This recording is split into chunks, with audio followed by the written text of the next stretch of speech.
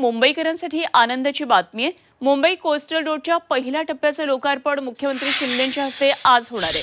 मुख्यमंत्री एकनाथ शिंदे, उपमुख्यमंत्री देवेंद्र फडणवीस आणि अजित पवार यांच्या उपस्थितीमध्ये हा लोकार्पण सोहळा पार पडणार आहे आणि त्यानंतर लगेचच मुंबईकरांना या मार्गावरून प्रवास करता येणार आहे।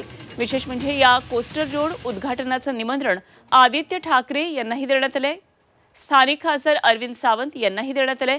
आदित्य ठाकरेंनी निमंत्रण स्वीकारलं तर पहिल्यांदाच आदित्य ठाकरे आणि एकनाथ शिंदे जाहीर कार्यक्रमात आमने सामने येण्याची शक्यता आहे। कोस्टल रोड हा ठाकरेंचा ड्रीम प्रोजेक्ट मानला जातो, त्यामुळे आदित्य या कार्यक्रमाला हजेरी लावणार का याकडे लक्ष लागलेलं आहे। तेव्हा कोस्टल रोडच्या या पहिल्या टप्प्याची नेमकी काय वैशिष्ट्ये आहेत तेही आपण पाहूया।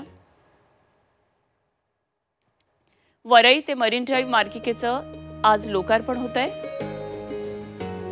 आणि मंगळवारी 8 वाजल्यापासून मुंबईकरांना हा कोस्टल रोड ओपन होणार आहे। सोमवार ते शुक्रवारी, शनिवार रविवारी मात्र वाहतूक बंद असेल।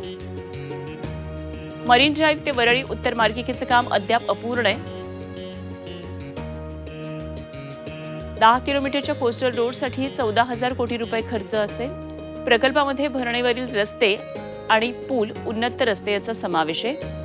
प्रत्येकी 2 किलोमीटर लांबीचे 2 स्वतंत्र भूमिगत जुळे बोगदे आहेत।